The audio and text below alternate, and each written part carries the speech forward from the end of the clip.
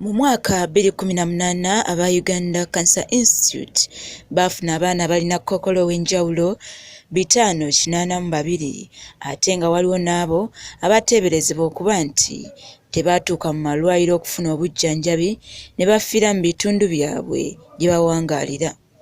Dr. Joyce Balagadde ng'ono mukugu mu kkookolo w'abaana okuva ku Uganda Cancer Institute agamba nti wano mu Africa ebitundu 3 ku buli 100 eby'abaana abafuna kkookolo be basimattuka endwadde eno nga kiva ku bwavu ssaako n'okulwawo okufuna obujjanjabi. Kansa asinga okubeera omungi mu baana nga tubakwatidde nga tuluba tulikwatidde wamu ekansa w'omusaayi acute leukemia.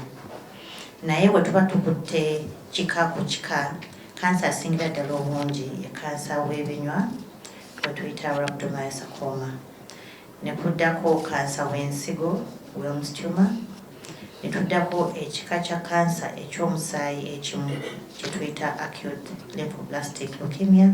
Ekika ekisinga okutawanya abaana ye kkookolo w'omu musaayi, wabula abakugu bagamba asobola okuwona singa omwana abeera ayanguyiddwa awamu n'okumalayo eddagala, anti bangi balivaako bwe bafuna ku buweererero. 30% endala esukkira ddala n'ezituuka nga mu 60%. Abatandikako eddagala ne balikuma mu makkati oba ne babuukamu ekiseera ekisukka mu wiiki ennya. Kale nno ne w'obeera ng'olina malaria doozi emu n'ogimira endala n'otagimira, obulwadde obwo tebujja kuwona oba oluusi lufuna kye tuyita resistance.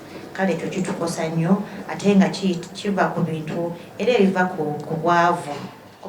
Bano bategese olukuŋŋaana bwe bagenda okusinkana abaana bayite bakaawonawo ba kkookolo ng'ennaku z'omwezi 24 omwezi gw'omunaana omwaka guno. Ekirala bajja nga baweddeko omubiri, malnutrition.